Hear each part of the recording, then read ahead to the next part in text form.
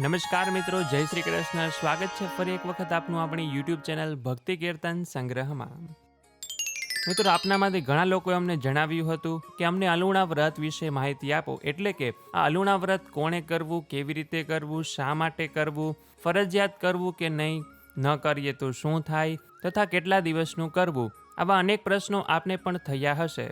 તો આપ સૌ લોકોનો ઉત્તર હું આપને આ વિડીયોમાં આપવાનો છું. તો અંત સુધી મારી સાથે જોડાયેલા રહેજો. આપને પણ જો આ પ્રશ્નો હોય તો આપને પણ તેનો ઉત્તર મળી જશે.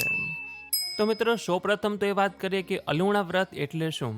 તો મિત્રો, અલુણા વ્રત એટલે કે ચૈત્ર મહિનામાં જે મોડું એકટાણું કરવામાં આવે છે તેને અલુણા વ્રતના નામથી ઓળખવામાં આવે છે. કદાચ જો આપે ઓખારણ સાંભળ્યું હોય તો તેમાં આ અલુણા વ્રત વિશે કહેવામાં આવ્યું છે. પાર્વતી માતાએ તેની પુત્રી ઓખાને આ અલુણા વ્રત કરવાનું જણાવ્યું હતું અને ઓખાએ તે અલુણા વ્રત કર્યું હતું અને તે દિવસથી લઈને આજ દિવસ સુધી આપણી બહેનો આ ચૈત્ર મહિનામાં મોડું એકટાણું કરે છે, એટલે કે આ અલુણા વ્રત કરે છે. તો હવે એ પ્રશ્ન આવે કે અલુણા વ્રત કરવું કોણે. તો અલુણા વ્રત ઘરની દરેક સ્ત્રીઓ કરી શકે છે, બહેનો કરી શકે છે કે પછી કુંવારિકા પણ આ અલુણા વ્રત કરી શકે છે. આ વ્રત માત્ર સ્ત્રીઓ માટે જ છે, ભાઈઓ માટે આ વ્રત છે નહીં. એટલે ચૈત્ર મહિનામાં દરેક સ્ત્રીઓ, દરેક બહેનો આ અલુણા વ્રત કરી શકે છે કે જેમાં મીઠા વગરનું ભોજન લેવાનું હોય છે, એટલે કે ખારું ભોજન લેવાનું નથી. અને સવારે ચા, દૂધ, કોફી અન્ય વ્રતોની જેમ લઈ શકો છો. બપોરે કોઈ પણ વાનગી ખાઈ શકો છો, પરંતુ તેમાં મીઠાનો ઉપયોગ કરવાનો નહીં. અને રાત્રે પણ જો આપ કદાચ ફરાળ લેતા હોય તો તેમાં પણ મીઠાનો ઉપયોગ કરવાનો નહીં, અથવા તો આ ફળ ફ્રૂટ પણ લઈ શકો છો. તો હવે એ પ્રશ્ન થાય કે અલુણા વ્રત ક્યારે કરવું અને કેટલા દિવસનું કરવું. તો આ અલુણા વ્રત ચૈત્ર મહિનામાં કરવામાં આવે છે અને કેટલા દિવસનું કરવાનું, તો કે તેના વિશે માં પાર્વતી ઓખારણમાં એવું કહે છે કે ચૈત્ર માસના 30 દહાડા અન્ન અલુણું ખાય, 30 નહીં તો વળી 5 દહાડા પાછલા કહેવાય. 5 દિવસ જો 9 પાડે તો 3 દિવસ વિશેક, 3 દિવસ 9 થાય તો દિવસ કરવો એક. એ પ્રકારે વ્રત કરવું સમગ્ર સ્ત્રીજન, અલુણું ખાઈને અવની સુવે વળી એક ઉજ્જવળ અન્ન. દેહ રક્ષણ દાન કરવું લવણ કેરું જે, પાર્વતી કહે પુત્રીને સૌભાગ્ય ભોગવે તે. એટલે કે માતા પાર્વતી કહે છે કે આ ચૈત્ર મહિનામાં 30 દિવસ મોડું એકટાણું એટલે કે અલુણા વ્રત કરવાનું હોય. 30 દિવસ ન થાય તો 5 દિવસ કરી શકાય, 5 દિવસ પણ જો ન થાય તો 3 દિવસ કરવાના, અને 3 દિવસ ન થાય તો 1 દિવસ પણ આ અલુણા વ્રત કરવું જોઈએ. દરેક સૌભાગ્યવતી સ્ત્રીએ તો આ વ્રત કરવાનું જ હોય, પરંતુ માતા પાર્વતીના વચન પ્રમાણે જો કોઈ કુંવારિકા આ વ્રત કરે છે તો તેને સારું સૌભાગ્ય મળે છે, એટલે કે લગ્ન પછી તેનું સારું જીવન રહે છે, તેને યોગ્ય ઉત્તમ વરની પ્રાપ્તિ થાય છે. અને હા, જો આપને 5થી વધારે અલુણા વ્રત કરવા હોય તો આપ 7 દિવસ, 9 દિવસ, 11 દિવસ એમ એકી સંખ્યાના દિવસોમાં મોડા એકટાણા કરી શકો છો. અને જરૂરી નથી કે એકી સાથે જ 3 દિવસ કરવા, 5 દિવસ કરવા. આપ કટકે પણ કરી શકો છો, એકાત્રે પણ કરી શકો છો, અથવા તો કોઈ પણ દિવસે એકી સંખ્યામાં આપ અલુણા વ્રત કરી શકો છો. જરૂરી નથી કે એક સાથે દરરોજ અલુણા વ્રત કરવા. તો હવે એ પ્રશ્ન થાય કે અલુણા વ્રત કરવું ફરજિયાત છે કે નહીં, ન કરીએ તો શું થાય.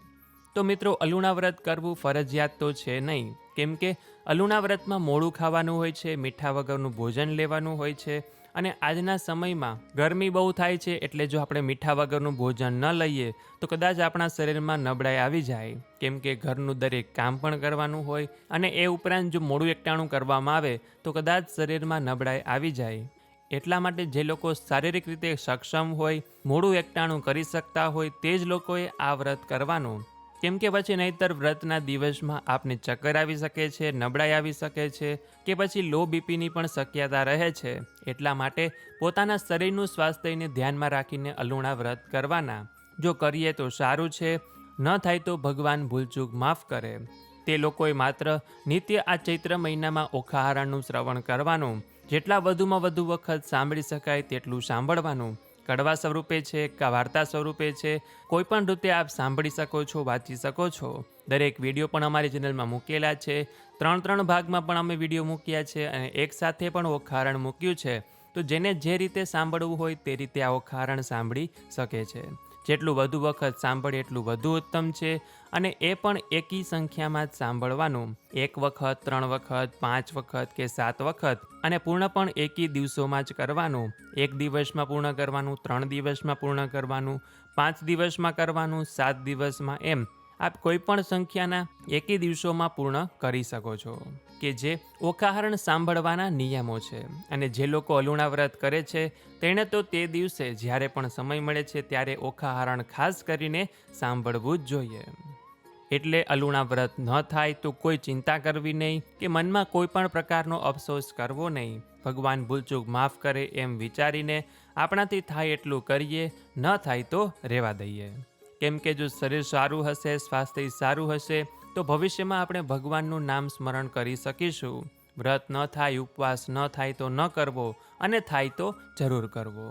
અને હા, જો આપને ઘર બેઠા નિત્ય અનેક સ્થળોના દર્શન કરવા હોય તો વોટ્સએપમાં મારો ગ્રુપ છે કે જેમાં અમે દર્શન કરાવીએ છીએ. તો તેમાં જોડાવા માટે અહીંયા જે વોટ્સએપ નંબર લખેલો છે તેના ઉપર આપ અમને જય શ્રી કૃષ્ણ લખીને મોકલી આપજો, એટલે આપને અમારા ગ્રુપની લિંક મળી જશે અને એમાં જોઈન થઈ જશો, એટલે આપ પણ ઘર બેઠા અનેક સ્થળોના દર્શન કરવાનો લાવો લઈ શકશો. તો મિત્રો, આ રીતે અલુણા વ્રત કરવામાં આવે છે. અલુણા વ્રતના નિયમો છે તથા ઓખારણ સાંભળવા વાંચવાના પણ નિયમો જણાવ્યા. તો આશા છે કે હવે આપ સૌ લોકોને આ વિડીયોમાંથી અલુણા વ્રત વિશે સંપૂર્ણ માહિતી મળી ગઈ હશે, અને જે લોકોએ અમને અલુણા વ્રતનો પ્રશ્ન કર્યો હતો તે દરેકને ઉત્તર મળી ગયો હશે એવી અમે આશા રાખીએ છીએ. કદાચ આ ઉપરાંત અલુણા વ્રતને કોઈ આપને પ્રશ્ન હોય તો આપ અમને કોમેન્ટ સેક્શનમાં પૂછી શકો છો. તો મિત્રો, આ ચૈત્ર મહિનામાં ઓછામાં ઓછું 1 વખત ઓખારણ જરૂર સાંભળજો. વધુમાં વધુ જેટલી વખત સાંભળી શકો તેટલું સારું છે. અને ભગવાનને અમે એટલી જ પ્રાર્થના કરીશું કે જે બહેનો આ અલુણા વ્રત કરે છે તેને ભગવાન શિવ અને માતા પાર્વતીના આશીર્વાદ મળે, સૌભાગ્યવતીના આશીર્વાદ મળે. જેવી રીતે ઓખાએ આ વ્રત કર્યું અને તેને ઉત્તમ વરની પ્રાપ્તિ થઈ, તેવી જ રીતે જે કોઈ કુંવારિકા અલુણા વ્રત કરે તેને પણ ઓખાની જેમ ઉત્તમ વર મળે અને તેનું લગ્ન જીવન સુધરી જાય. તો આ સાથે હવે મને રજા આપો. મળીશું ફરીથી એક નવા વિડીયોમાં. ત્યાં સુધી આપ સૌ લોકોને અમારી ચેનલના જય શ્રી કૃષ્ણ. ધન્યવાદ. મારી સાથે જોડાઈ રહેવા બદલ આપ સૌ લોકોનો ખૂબ ખૂબ આભાર.